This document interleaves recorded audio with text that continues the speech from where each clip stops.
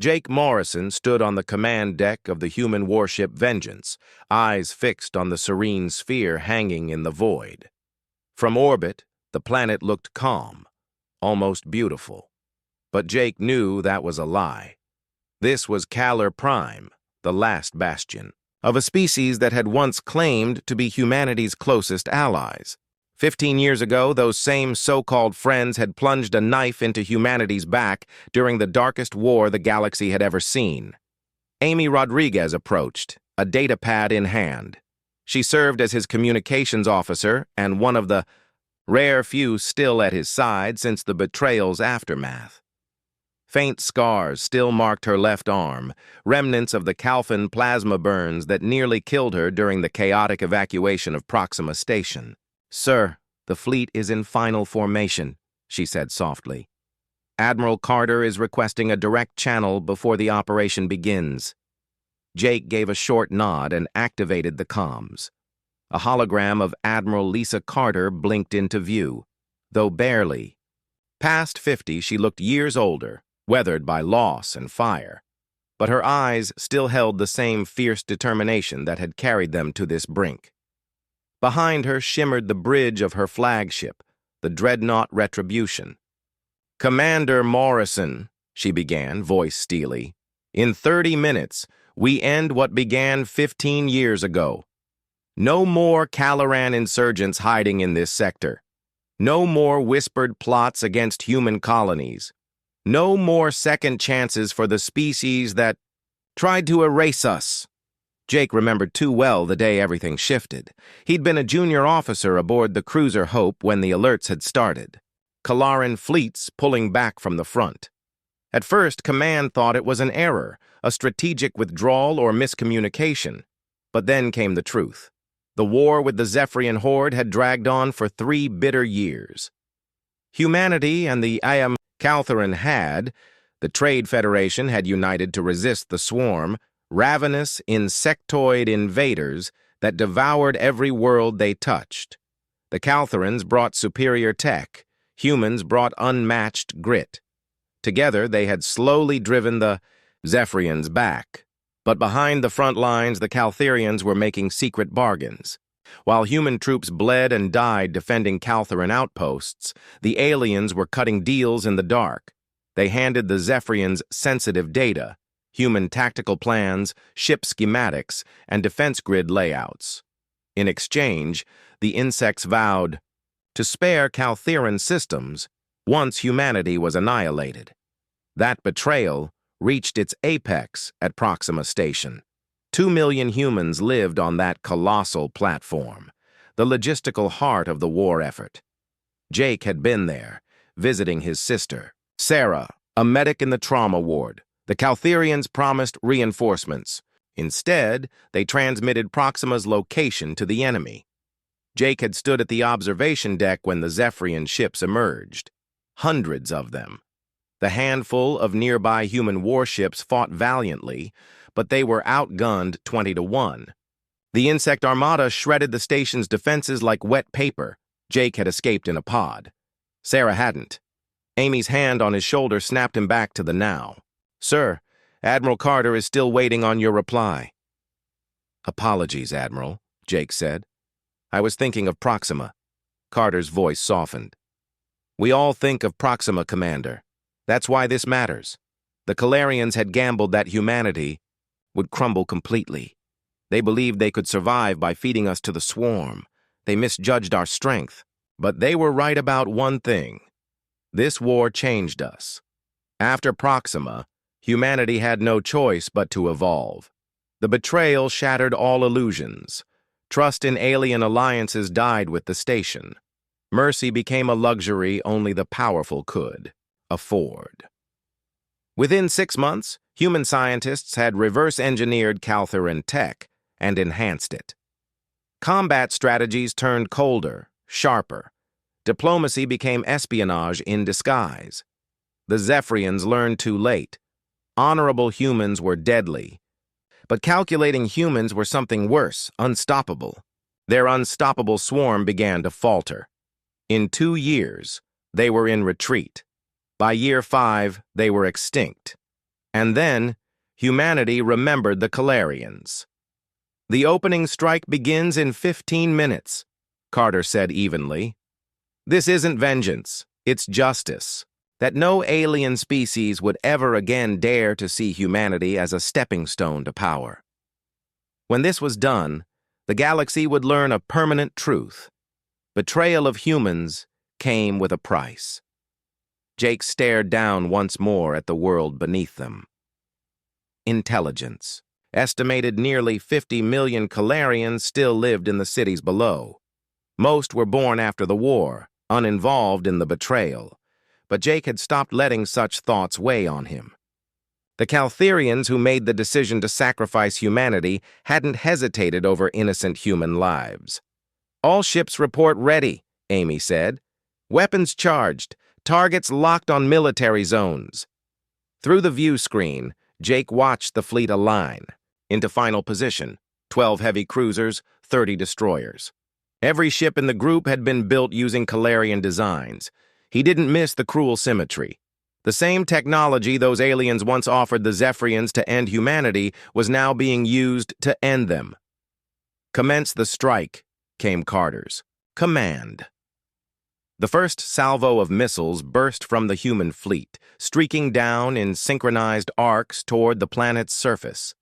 Jake watched the flashes bloom as bases and hardened defense grids erupted into fire. No return fire came.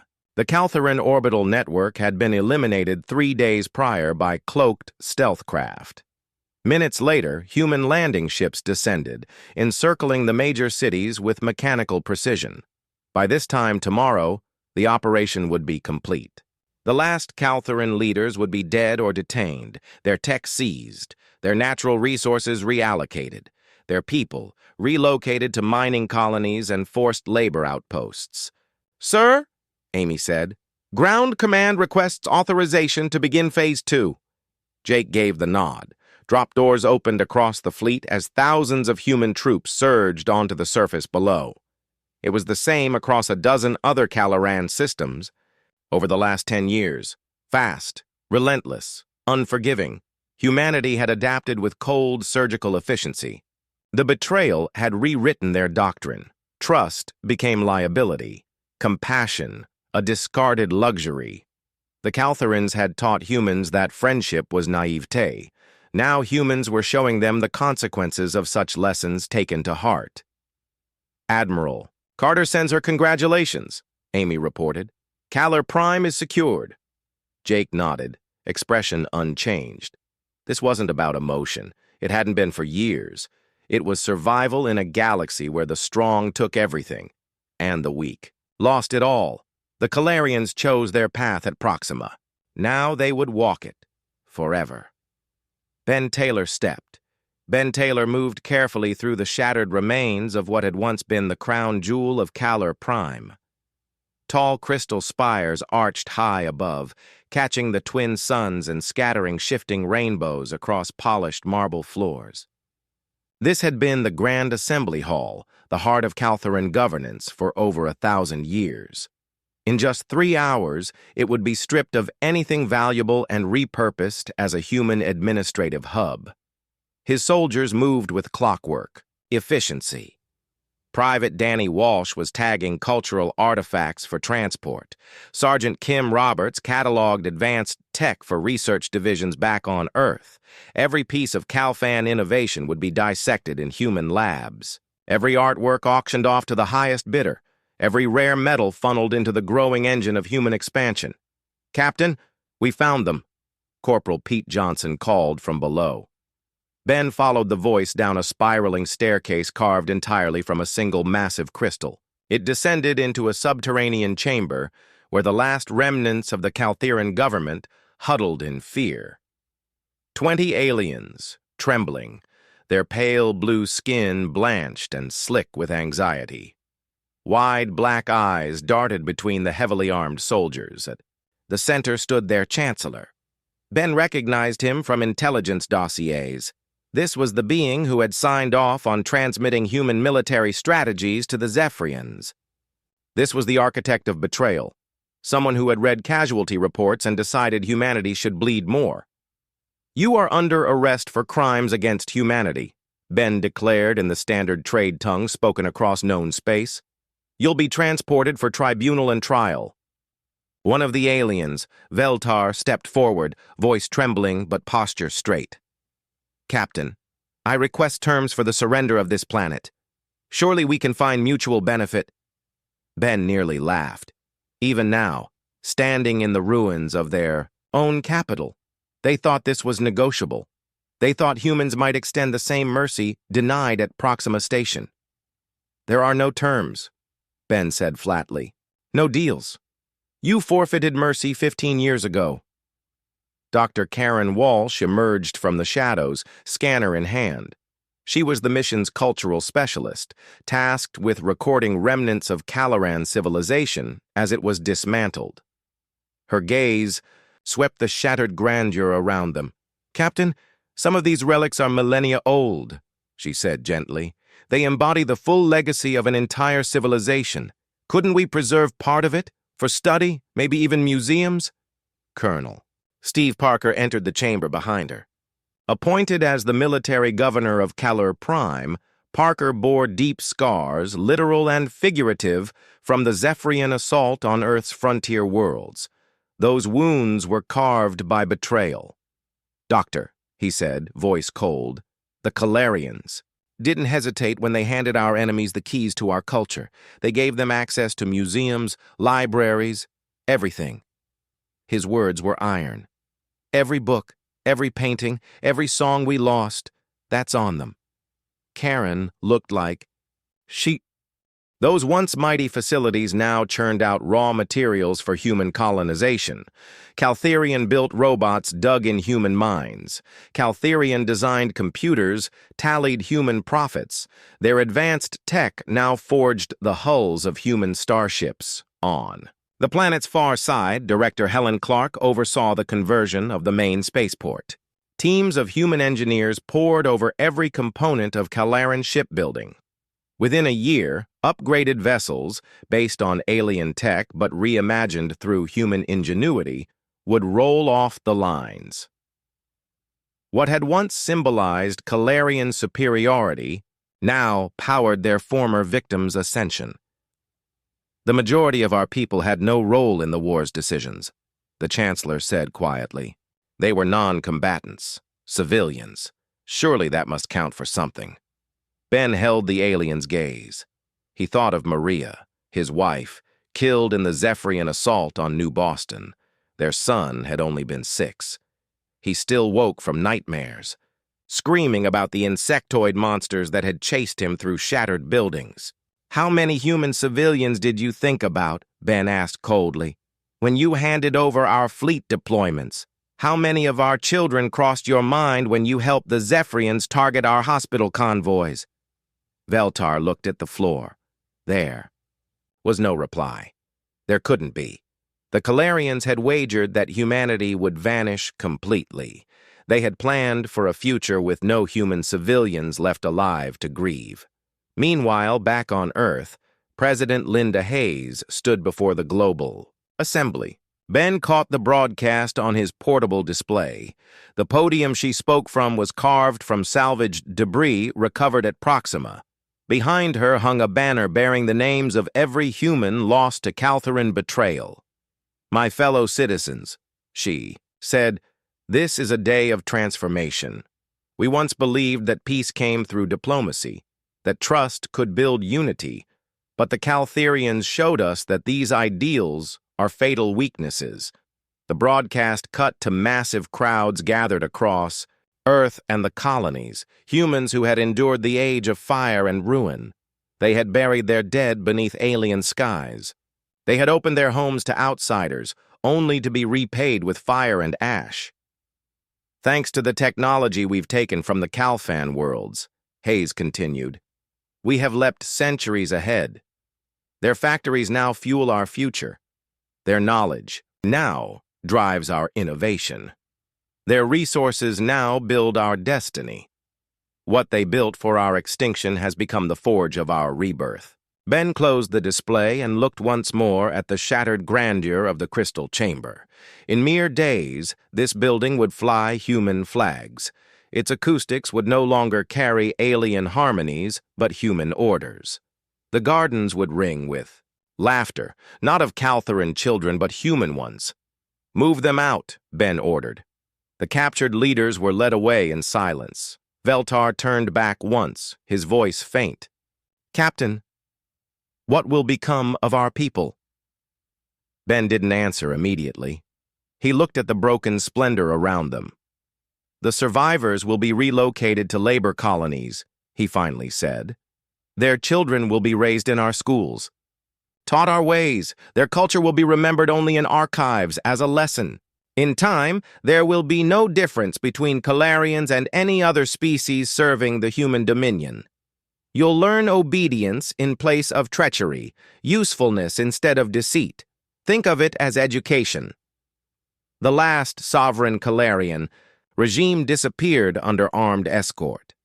Their great hall became one more prize in Earth's expanding dominion. Their civilization, once proud, joined a growing list of broken threats that would never endanger humanity again. Chris Johnson moved through the corridors of what had once been the most sacred center of Calaran authority. The former chancellor shuffled beside him, bound in heavy restraints that forced his steps into a slow, defeated crawl. The alien's once blue skin looked ashen beneath the cold lighting human engineers had installed, replacing the soft crystal glow the Calarians had once favored. "Do you understand what your betrayal achieved?" Chris asked as they passed a chamber where human technicians methodically disassembled alien computers. 15 years ago, you thought we were backward. Easy. Pray, look around now. Tell me what you see." Veltar kept his obsidian eyes fixed on the floor. He'd stopped trying to answer those questions weeks ago, somewhere between the interrogations and the constant updates on his people's disintegration. Each day revealed new depths of how thoroughly they had misjudged humanity. Each hour, more of his civilization was absorbed into the expanding human machine. They stepped into what had once been the Calarian High Council's central chamber. Now, its crystal walls were overlaid with screens broadcasting industrial activity across former Calarian worlds. Veltar saw his people laboring in human-run factories, manufacturing ships they would never ride. He saw Caltharan children in classrooms reciting words in English, not their native tongue. Dr. Patricia Miller glanced up from her console. A specialist in xenopsychology, she was charged with cataloging the mindset that had led to the betrayal. Her interviews would one day become the foundation of humanity's historical record. "Chancellor," she said evenly, "please sit." Veltar took the plain metal chair, the same spot where his ornate crystal throne once stood. Across the table, the human woman studied him with cool precision. She had spent months chronicling the unraveling of his people. Her questions were sharp, her transcripts flawless. "We're going to focus today on the planning phase," she said. "When did your council first discuss the possibility of allying with the Zephyrians?" "The first serious talks began 3 years before Proxima," Veltar answered. "Our intelligence concluded that your species would lose, even with our assistance. Aligning with the Zephyrians offered us more leverage." "But you didn't just retreat from the war," Patricia pressed. "You gave them our secrets, our positions, our designs." "That was a step further, yes." Chris listened while monitoring updates. Messages came in from all across the former Calarian zones. General Nick Brown was setting up new mining colonies on resource-rich worlds that had been in Calarian hands for centuries. Human extraction teams were pulling out raw materials at levels the Caltharans had never matched. Despite having better tech, the reason was simple. The Calarians had mined slowly, carefully, planning for the long term. Humans mined for results, fast, unrelenting, and optimized. Under Earth's control, industrial output had tripled in just 5 years. "We believed," Veltar murmured. that sharing intelligence would end the war quickly. Fewer deaths, less suffering. Patricia noted the comment as Chris stifled a grim smile. Still clinging to that delusion, they had framed betrayal as mercy. "And how many opposed the plan?" Patricia asked. "Almost none," Veltar admitted. "The consensus was that humanity lacked the capability to win. You were brave soldiers, but poor tacticians, naive, emotionally driven. We assumed eventually you would thank us." Chris considered the arrogance baked into that assumption. When the truth came out, humanity hadn't broken. It hadn't begged. It had transformed. Human engineers turned stolen alien tech into superior designs in a matter of months. Human strategists flipped Calarian strengths into fatal vulnerabilities. Human diplomats, once dismissed, shattered the Caltheran alliance by isolating them at Kalur 7, an industrial hub now entirely under Earth's command, and Director Helen. Clark was proving, decisively, how wrong they'd been about human planning. She had turned a world, once the heart of the Calarian fleet, into a centerpiece of human naval production. Its dry docks no longer built elegant alien cruisers. They now produced armored dreadnoughts with human insignias stamped into their hulls. What had once been a world producing luxury items for Calarian nobility was now an engine for human military might. Factories that once shaped decorative crystalware now forged armor plating. Artisans who crafted sculptures of spiritual reverence had been replaced by assembly lines producing precision weapons. "Tell me," Patricia asked softly, "when did you realize your projections were wrong?" Veltar didn't answer right away. When he finally spoke, his voice was nearly inaudible. "When we received confirmation that human forces had destroyed the Zephyrian main fleet at the Battle of Centaurus. Our analysts insisted such a victory was impossible. By then, we believed humanity would already be extinct." Chris remembered that battle clearly. He had served as a junior officer aboard the Defiance, a destroyer assigned to frontline command. The Zephyrians had entered the engagement expecting chaos and desperation, what they'd seen in the early years. Instead, they met coordinated, merciless resistance.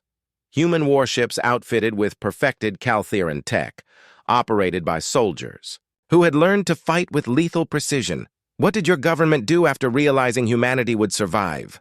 Patricia asked. "We sent transmissions," Veltar answered quietly. "Plea for forgiveness, offers of compensation. We promised full cooperation, offered our remaining technology. We proposed rebuilding your colonies." "And what did humanity say?" Patricia prompted. "Nothing," Veltar replied, hollow, absolute silence. No answer, no negotiations, no sign we were even heard.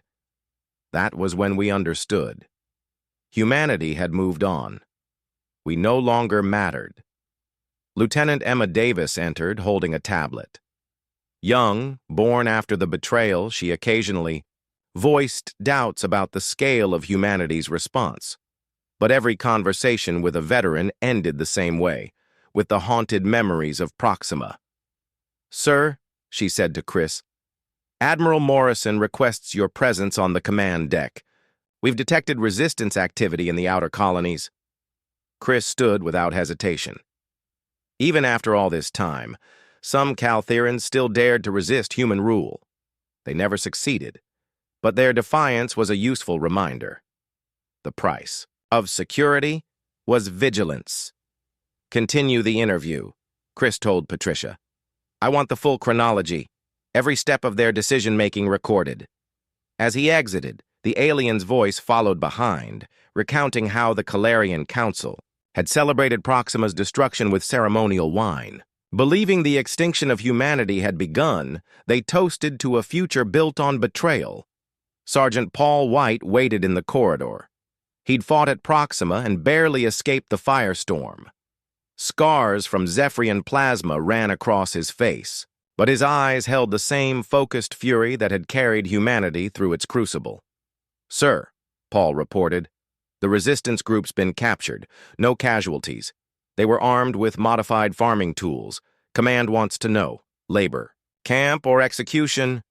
Chris weighed the decision. Executions would send a harsh message. Labor would fuel expansion. The choice would have seemed inhuman once, back when humanity still considered the Caltherans trusted allies. Send them to the camps, Chris said flatly. Dead Caltherans can't mine asteroids. Of all the lessons the betrayal had taught, the most enduring was this. In a galaxy where alliances were discarded like spent ammunition, mercy was not a virtue. It was a liability. Only those who ruled without fear could afford it. Until that day, humanity would continue to take, to build, and to remember. Jake Morrison stood once again on an observation deck, this time aboard his new flagship. He watched as swarms of construction ships pieced together another arm of Earth's ever-growing dominion. 5 years had passed since Kalur Prime fell. Humanity now controlled more than 60 star systems once held by so-called allies. He couldn't ignore the symmetry. This vessel was also named Vengeance, but unlike the original, this one was twice as large, forged entirely from upgraded Caloran systems. It was a monument to evolution through necessity. Amy Rodriguez approached. She now wore the rank of Admiral herself, commanding a battle group, spearheading expansion into former Zephyrian territories. The insectoid race that once seemed unstoppable was gone.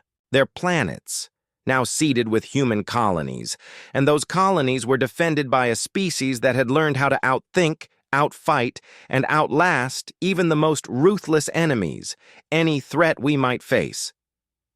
Jake, Amy said, approaching with a datapad. We just received a diplomatic transmission from the Thoraxian Confederation. They're requesting an official alliance against the Voran Empire. Looks like the Vorans are pushing into their border sectors. Jake almost smiled. The galaxy was suddenly full of species eager to befriend the very humans they once ignored or dismissed.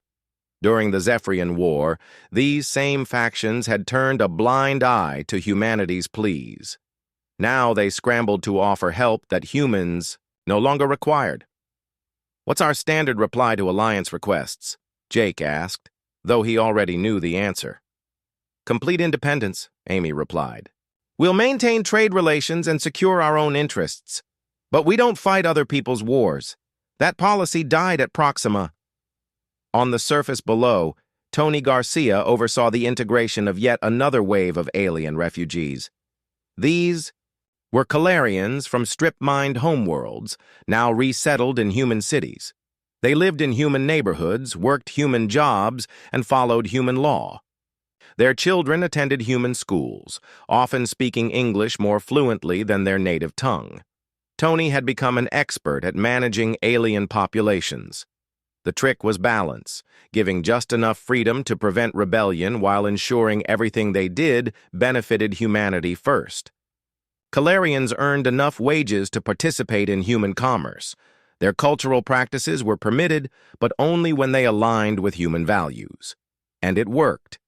Surprisingly well, young Calarians raised under this system often expressed more loyalty to Earth than to their own species. They understood the truth. Their parents' betrayal had doomed them, and their only future lay in proving useful to the humans who now ruled them.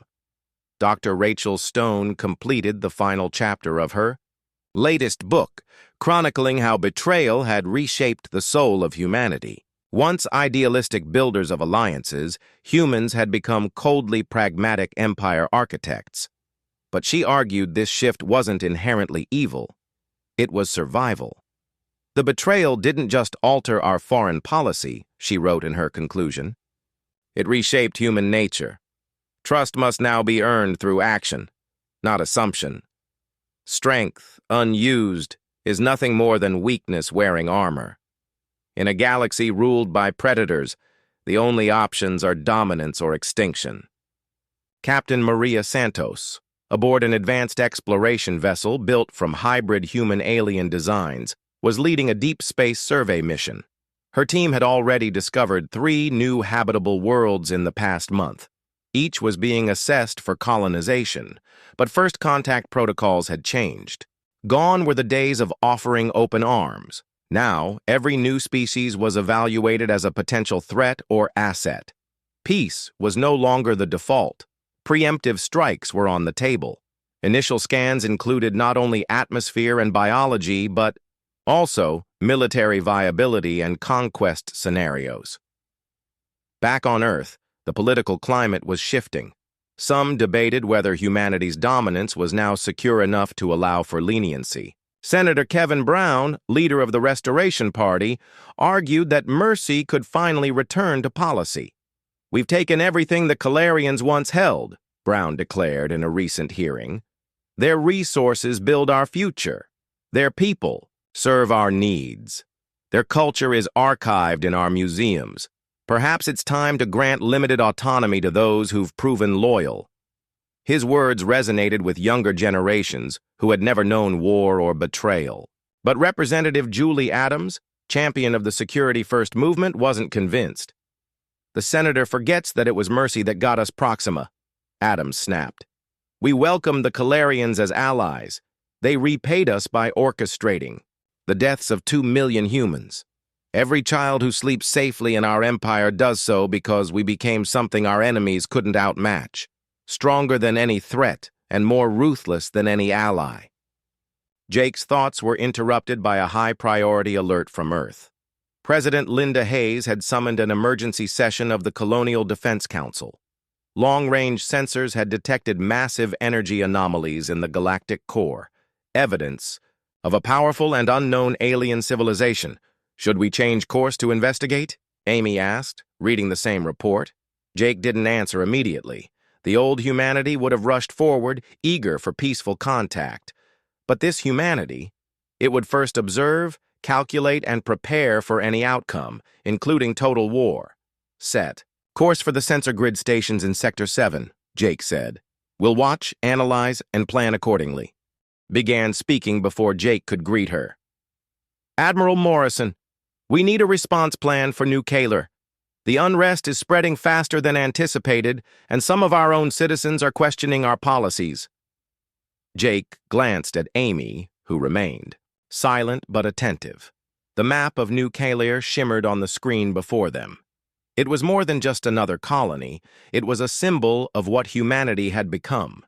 A world stripped of its original name, identity, and culture, transformed into a machine serving the needs of a growing empire.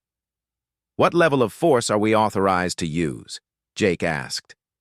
"We need containment," Hayes replied. "The appearance of control. No mass executions unless absolutely necessary.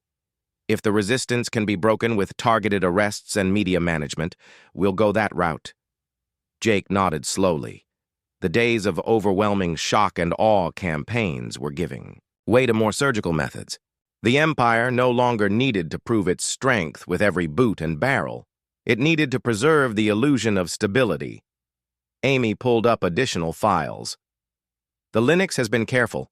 No direct violence, no weapons caches found, yet. But his message is spreading, not just among Caltherians, on outer human colonies too. Some of our youth are starting to ask uncomfortable questions." Jake let out a quiet breath. "The sins of the fathers," he muttered. "Exactly," Amy said. "He's claiming the next generation of Caltherians deserve a future, one that isn't defined by what their parents did." Jake remembered the fire in Veltar's eyes, even as he accepted judgment. Now, his son had inherited that fire, and maybe more. Dr. Karen Walsh appeared via secure channel. Her voice was composed, but her words carried weight. "I've reviewed the Linux's broadcasts. He's not calling for war. He's calling for identity. He wants the right to remember who they were. That's more dangerous than weapons." "We gave them the right to survive," Jake said flatly. "But we erased everything else," Karen replied. "Language, stories, songs, all buried under human progress." Jake stared at the stars beyond the bridge. He had fought for survival, for vengeance, for dominance. He had helped forge an empire built from the ruins of betrayal. But now, he felt the tremors of something deeper, something the weapons couldn't target. "What do you recommend?" he asked her. "Let them build. Their own archives," Karen said. "Let them teach their history. Keep oversight, of course.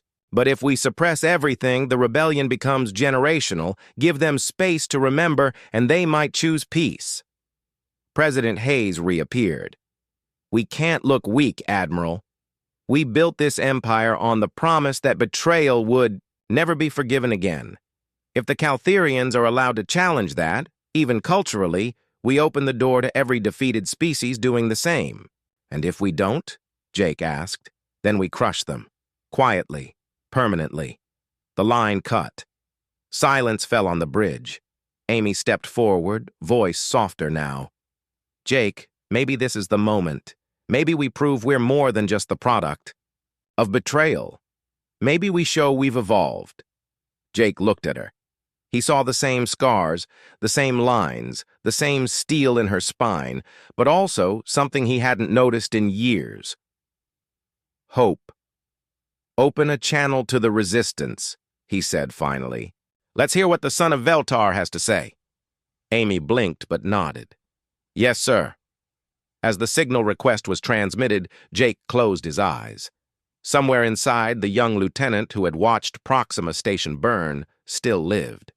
But maybe, just maybe, he didn't have to define the future. Far below, on the surface of New Kalur, a crowd gathered beneath the scorched remnants of a Caltheran monument. The Linux stood before them, voice rising over static-filled speakers. He wasn't calling for war, he was calling for memory. And for the first time in decades, someone in the heart of the Empire was ready to listen. The age of conquest had built. The Empire. But what came next would decide if it could last. Looked worn from the strain of commanding an empire that had outgrown every original vision of its purpose. Behind her desk hung a painting of Proxima Station. Before the Zephyrian attack, it served as a monument to what had been lost, and a justification for everything humanity had done since. "Admiral Morrison," she began, "what's your assessment of New Kalur? General Rodriguez wants swift military action before the resistance spreads. Others suggest we begin negotiations with moderate leaders." Jake thought of the young Caltherians raised under human rule, trained in human systems. Some were loyal, productive citizens. Others nursed deep resentment, quietly dreaming of freedom. "What's our intel say about civilian sentiment?" he asked. 30% favor open rebellion, Hayes replied. 40% sympathize, but oppose violence. The rest are either loyal or indifferent. Commander Emma Davis stepped onto the bridge with the latest reports. Born after the betrayal, she'd known only the empire humanity built atop Caltheran bones. Her generation had no illusions of peace, but some questioned the future they were building. "Sir, we've received a diplomatic offer," she reported. "The Draxian Confederation wants to mediate talks between us and the Resistance. They say peace would boost our galactic image." Jake nearly laughed. The same aliens who had ignored Earth's cries for help during the Zephyrian War were now eager to help negotiate, now that humanity held power. Amy pulled up an old file. "Jake," she said, "remember what we promised before the assault on Kalur Prime?" "That we'd make sure no alien species ever dared betray us again," he replied. "Have we done that?" she asked. Jake hesitated. Human space was vast, powerful, more advanced than ever, but the idealism that had once driven human expansion was long dead. In New Geneva, Director Tony Garcia was managing protests by humans who opposed the harsh rule over alien populations. They claimed humanity had become the very monster they'd once fought. The demonstrations were peaceful, so far, but they reflected growing concern that something fundamental had been lost. Dr. Rachel Stone published her final work analyzing the transformation. "We made ourselves too strong to betray," she wrote. But in doing so, we may have lost something even more vital. Can an empire born of justified fury ever learn to govern with wisdom? The situation on New Kalur laid bare the contradiction at the heart of the empire. Humanity had conquered to prevent future betrayal, but now had to govern the conquered. That required either oppression or reconciliation. The first meant tyranny, the second, potential risk. Jake made his choice and opened a line to Hayes. "Madame President," he said, "I recommend granting limited autonomy to Caltheran populations that have shown loyalty. We'll retain all military and industrial control, but allow them to handle their domestic affairs." Hayes blinked in surprise. "That's a major shift in doctrine. What makes you believe they won't use any freedom we give them to organize resistance?" Jake answered calmly. "Because the alternative is fighting the next century against uprisings that grow with every new generation. We've proven betrayal brings consequences. Maybe it's time to prove loyalty brings rewards." Amy nodded. "These Caltherians grew up under our rule. They speak our language, live in our cities. Some might prefer our stability to chaos." The moment would define the future as much as the betrayal had shaped the past. Humanity could remain conquerors, secure, but hated. Or they could try slowly, carefully, to become something more. Jake turned toward the stars on the main display. Among them lived the descendants of those who had once betrayed Earth in its darkest hour. And now the question wasn't about vengeance. It was about whether humanity, having survived betrayal, could grow beyond it. The age of conquest was ending. The age of governance was beginning. Whether that future would be built on wisdom or fear would define the next chapter of human history.